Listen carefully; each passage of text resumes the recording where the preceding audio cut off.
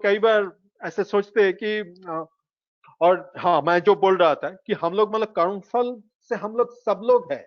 जैसे हम लोग पैदा होते समय बहुत सारे कर्मफल लेके पैदा होते हैं, उसके बाद छोटा छोटा चीजों से हम लोग अपने जिंदगी में मतलब बहुत सारे कर्मफल को जोड़ते जाते हैं। लेकिन ये जो सदगुरु को पकड़ने के बाद वो कर्मफल एक झटका में खत्म भी हो सकता है। और वो सारे चीज जैसे हम लोग बोलते हैं ऑब्स्टेकल के अपॉर्चुनिटी में, तो सारे नेगेटिविटी उस तरह से पॉजिटिविटी में मतलब कन्वर्ट हो सकता है। तो सीसी ठाकुर की वही एक घटना की जिक्र करूंगा कि देवघर में मतलब भक्त, ये मैं सीसी ठाकुर के जो आश्रमिक थे, तो वो एक बार कुछ मतलब गलत काम किया था आश्रम में, जो कि मतलब प्रोहिबिटेड, ऐसे मतलब घृणित काम वो किया। तो आश्रम के बाकी लोग बहुत ही उस पे गुस्सा आया, उनको मतलब मारने को भी तैयार हो गए। और उनको सब लोग ऐसे एकदम जैसे हेट्रेड नजर से देखने लगे और बोले कि अभी तुमको आश्रम छोड़ के तुरंत छोड़ के जाना चाहिए। और वो भी अपने आप में मतलब बहुत ही ये अंदर से बहुत मतलब शर्म उनको भी लगा। और वो भी लगा कि हाँ मतलब इतना मतलब मेरे से इतना एक मतलब गलत काम हो गया, तो हमको अभी आश्रम से चले जाना चाहिए।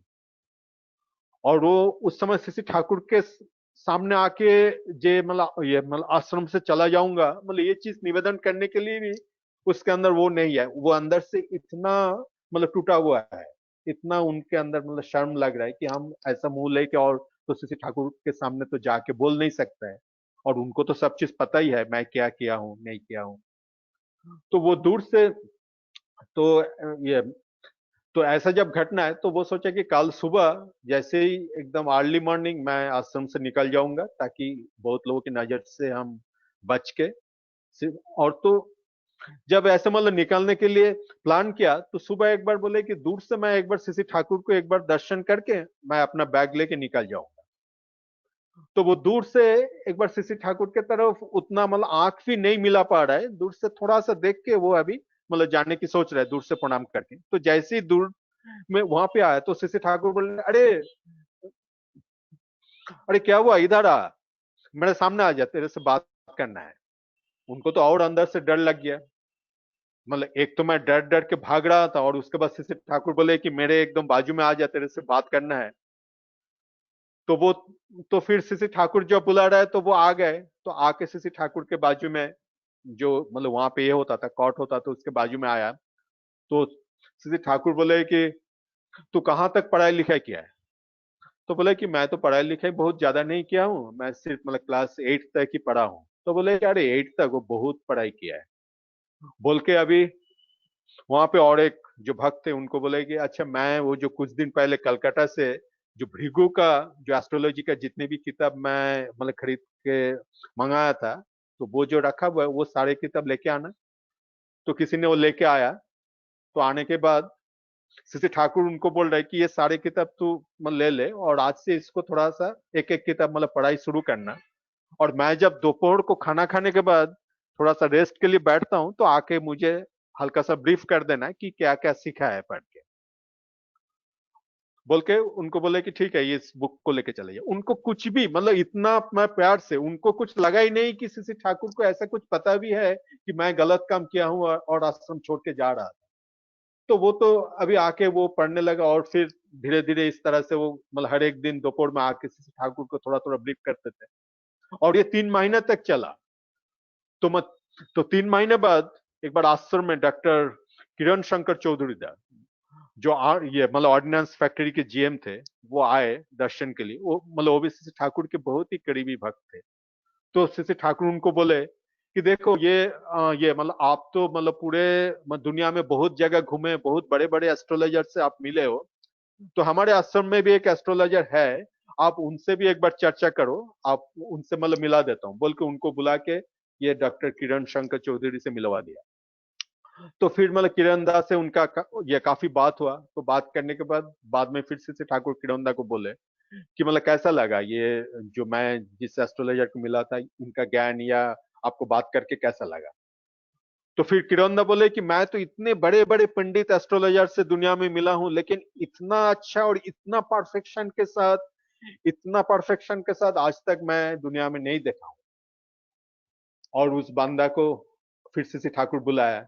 और बुला के बोले कि देख तेरे बारे में क्या बोल रहा है, और बोल के थोड़ा सा अंदर से मतलब मुस्कुराने लगे सीसी ठाकुर, जैसे लग रहा है कि कितना सेटिस्फाइड है, कितना बड़ा एक ऑब्जेक्टिव फुलफिल हुआ है।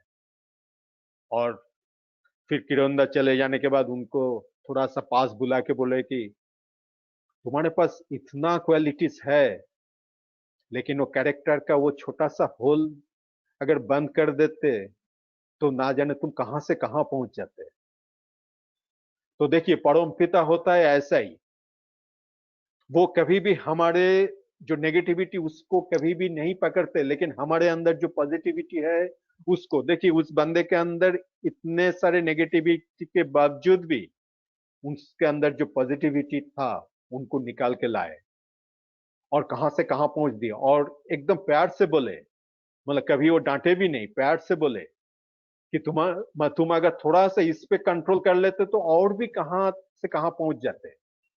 तो हम लोग सबके जिंदगी में ऐसा ही है, और इसीलिए ये मतलब यहाँ पे कहा जाता है कि man making industry, CC Thakur का पूरा जिंदगी का मकसद यही था कि एक मतलब मैन, तो सीसी ठाकुर अक्सर यही बोलते थे कि मुझे मनुष्य भिक्षा दो, मनुष्य भिक्षा दो।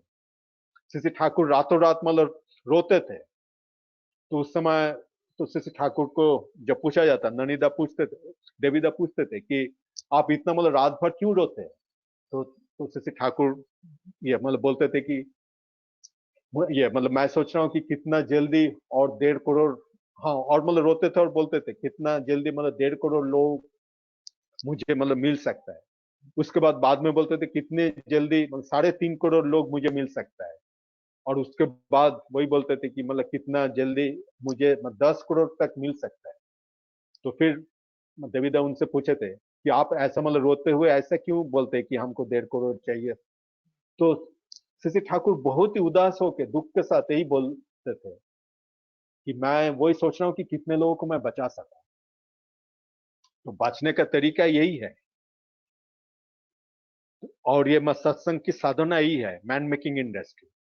हम लोग मतलब सक्सेस चाहे बहुत तरीके से, मैं सक्सेस का पैरामीटर बाहर की दुनिया में बहुत तरीके तरह तरह से हम लोग सक्सेस को पैरामीटर दे सकते हैं, लेकिन एक मतलब परफेक्ट मैन बनाने के लिए ये सदगुरु को पकड़ने की जरूरत है ही। और ये मतलब परफेक्ट एक आइडियलिस्टिक मैन नहीं बनेगा तो दुनिया की किसी भी मिशन सक्सेस नहीं होगा। इसलिए शशि ठाकुर दीक्षा, शिक्षा और विवाह इन 3 चीजों पे एक करते थे, क्योंकि एक है मतलब विवाह से हम मतलब मैन की मतलब पैदा कैसे होगा, और उसके बाद शिक्षा, और ये दीक्षा और शिक्षा।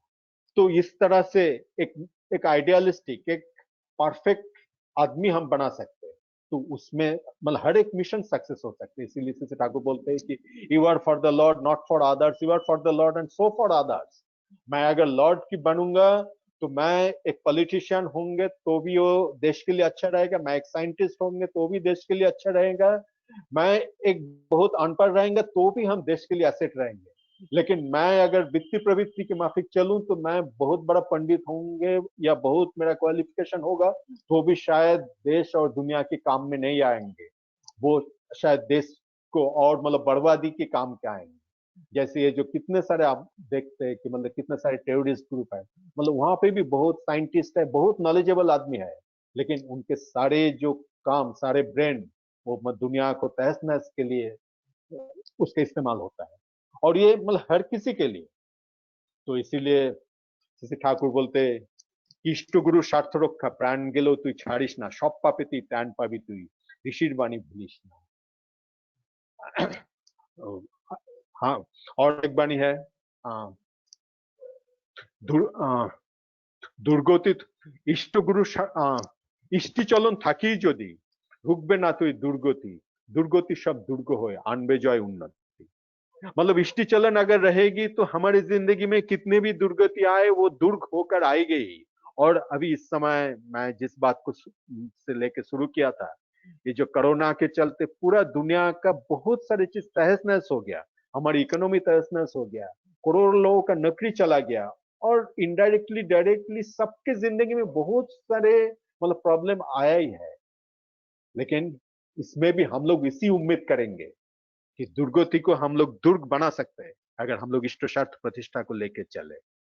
और ये बनेगा ही।